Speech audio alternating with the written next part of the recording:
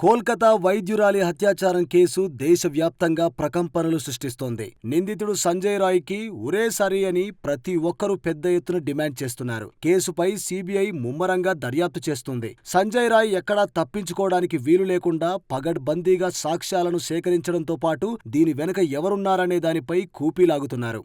తాజాగా సంజయ్ రాయ్ను సీబీఐ అధికారులు కోర్టులో హాజరుపరచగా అతడు ఊహించని రీతిలో స్పందించాడు. దీంతో కేసు మరో మలుపు తిరిగింది. ఈ కేసులో పాలీగ్రాఫ్ పరీక్షకు నిందితుడు సమ్మతించడంతో కోర్టు అధికారులకు అనుమతినిచ్చింది. అయితే విచారణ సందర్భంగా సంజయ్ రాయ్ న్యాయస్థానంలో సంచలన ఆరోపణలు చేసినట్లు తెలుస్తోంది. తనను కేసులో కావాలనే ఇరికించారని కోర్టులో బోరున విలపించినట్టు తెలుస్తోంది. తాను ఈ తప్పు చేయలేదని కన్నీళ్లు పెట్టుకున్నట్టు సమాచారం.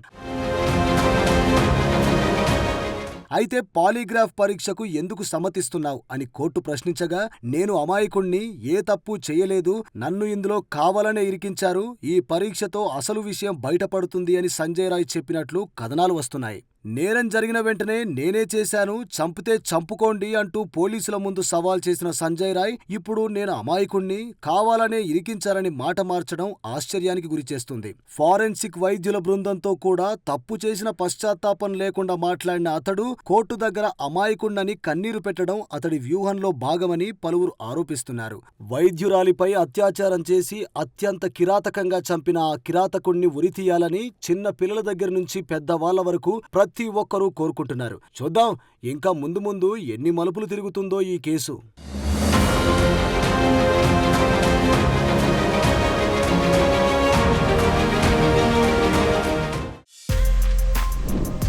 For more videos like this, subscribe Big TV channel.